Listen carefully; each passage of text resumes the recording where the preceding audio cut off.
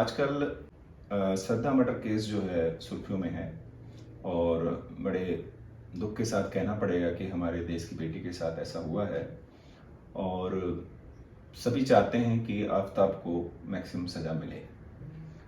तो एक क्वेश्चन आ रहा है कि 302 के आईपीसी के साथ साथ एक सेक्शन होती है 201 आईपीसी, जिसमें एविडेंस को मिटाने के लिए हम सजा देते हैं अपराधी को।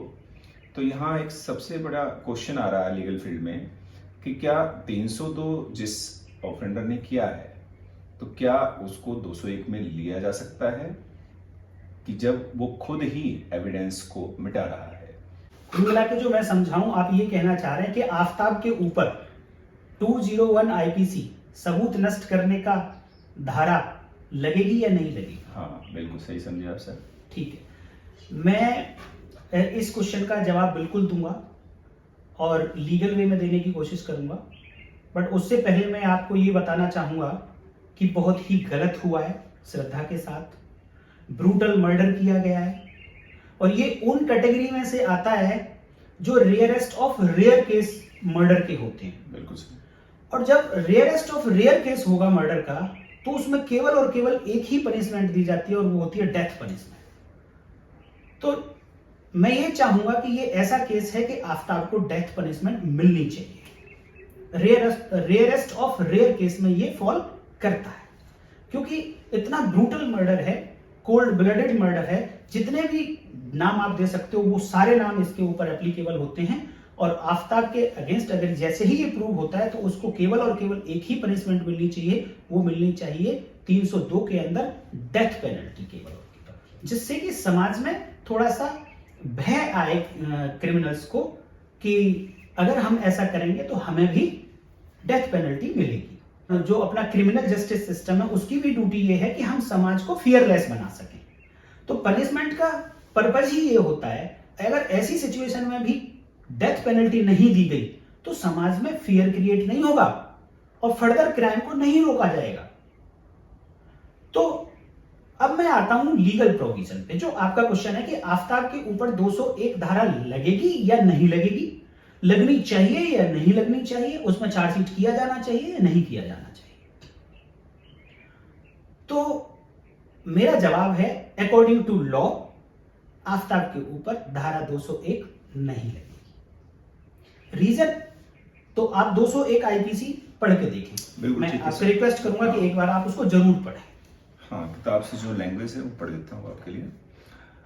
Whoever knowing or having reason to believe that an offense has been committed causes any evidence of the commission of that offense to disappear with the intention of screening the offender from legal punishment, or with that intention gives any information respecting the offense which he knows or believes to be false. Yes. जैसे ही आप इस section को देखेंगे, इसकी starting होती है whoever knowingly or having reason to believe that an offense has been committed। तो सबसे पहली कंडीशन है 201 के लिए कि एक ऑफेंस ऑलरेडी कंप्लीट होना चाहिए। उसके बाद की सिचुएशन है 201 आईपीसी। दूसरा, यहां पे दो वर्ड यूज हुए हैं, नोइंगली और हैविंग रीजन टू बिलीव। तो हैविंग रीजन टू बिलीव को अगर आप ध्यान में रखें तो ये ऐसे पर्सन के लिए यूज होते हैं जिसने अपने आप कुछ किया नहीं है, जिसकी डायरेक्ट नॉलेज कुछ नहीं है, उसे सर्कमस्टांसेस से अंदाजा लगाना है, अपनी ओपिनियन बनानी है कि ऑफेंस हुआ है या नहीं हुआ है। अब इस बात को आप श्रद्धा मर्डर केस में देखें तो आफताब ने तो डायरेक्ट मर्डर किया है, तो उसको हैविंग रीजन टू बिलीव होने की कोई जरूरत ही नहीं है। हैविंग रीजन टू बिलीव, विश्वास रखने का कारण तो परिस्थितियों से पता लगाया जाएगा, और जिसने डायरेक्ट मर्डर किया है उसको जरूरत ही नहीं है परिस्थितियों से पता लगाने की। परिस्थितियों से तो वो पता लगाएगा कि जिसने डायरेक्ट मर्डर नहीं किया है। तो यहां पर वो पर्सन आएगा जिसने मर्डर नहीं किया, और वो परिस्थितियां ऐसी हैं कि उन परिस्थितियों से ये लगता है कि कोई ना कोई ऑफेंस हुआ है। जैसे कि मैं ये एग्जांपल दूं कि किसी पर्सन के खेत में एक डेड बॉडी पड़ी हुई है, सर उसका कटा हुआ है।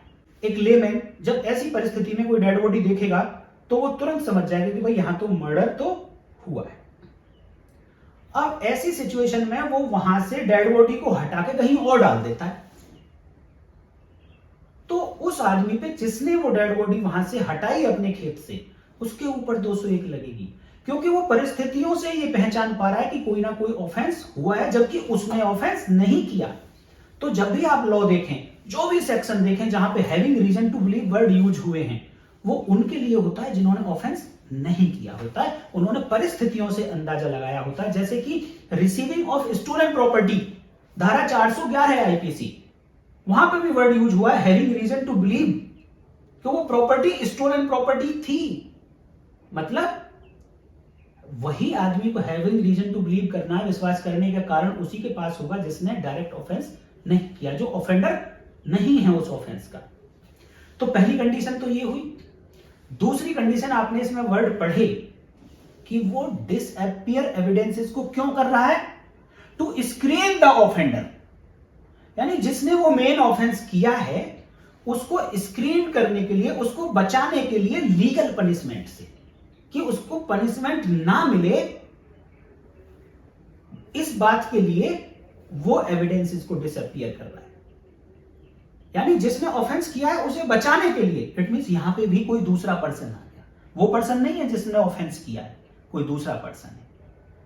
तो इन बातों को अगर आप ध्यान में रखें और लैंग्वेज को अगर आप ध्यान से पढ़ेंगे तो क्लियर हो जाता है कि आफताब के ऊपर धारा 201 आईपीसी नहीं लगती है।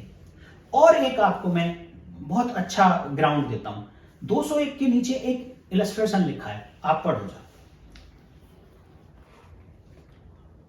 A knowing that B has murdered Chad assists B to hide the body with the intention of screening B from punishment. Yes. तो इस इलस्ट्रेशन से आपको ये क्लियर होता है कि मर्डर किया बी ने और ए ने मर्डर नहीं किया। ये दो बात क्लियर होती है। बिल्कुल बिल्कुल।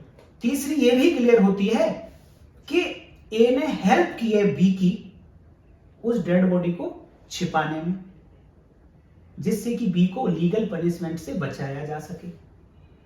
तो इलस्ट्रेशन क्या कहता है?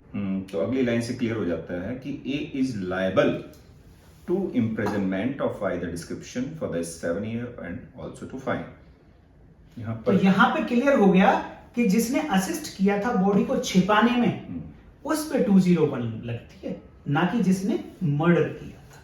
तो ये इलस्ट्रेशन से भी क्लियर हो जाता है कि आफताब पे 201 आईपीसी नहीं लगेगी। अब मैं एक और बात बता दूं आपको, इससे आप ये मत समझ लेना कि आफताब पनिशमेंट से बचेगा। अगर प्रोसिक्यूशन 201 आफताब पर लगा दे तो इसका इंपैक्ट क्या होगा, आप सोच के देखो। इसका मतलब आप ये कह रहे हैं, क्योंकि यहां से ये बिल्कुल क्लियर है कि जिसने मर्डर किया उस पर 201 नहीं लगेगी अगर वो अपनी एविडेंसेस को डिस्ट्रॉय करता है, डिसअपियर करता है तो। लेकिन फिर भी प्रोसिक्यूशन उस पर 201 लगा के भेजता है कोर्ट में, तो इससे ये इन्फ्रेंस निकलता है कि प्रोसिक्यूशन तो खुद कंफर्म नहीं है, प्रोसिक्यूशन खुद कंट्राडिक्ट कर रहा है 201 लगाने के बाद कि भाई इस आदमी ने मर्डर नहीं किया है। इसका मतलब कि अगर प्रोसिक्यूशन ने 201 लगाया तो इसका फायदा किसको मिलेगा?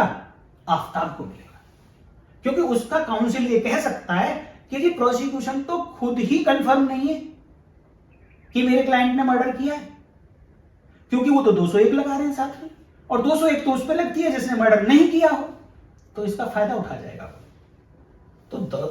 तो आफताब पर ना तो 201 लगेगी और ना ही प्रोसिक्यूशन को 201 लगानी चाहिए। मैं उम्मीद करता हूं कि 201 के बारे में मैंने कॉन्सेप्ट क्लियर कर दिया होगा। फिर भी कोई डाउट है तो और आप क्वेश्चन पूछ सकते हैं, दरअसल कमेंट में डाल के अपना क्वेश्चन पूछ सकते हैं। वीडियो आपको अच्छी लगती है तो प्लीज लाइक करते रहिएगा और चैनल को सब्सक्राइब कर लें। ऐसे ही हम डिस्कशन करते रहेंगे और आपकी लॉ की जानकारी, लॉ की अवेयरनेस, लीगल लिटरेसी आपकी बढ़ाते रहेंगे। थैंक यू, धन्यवाद।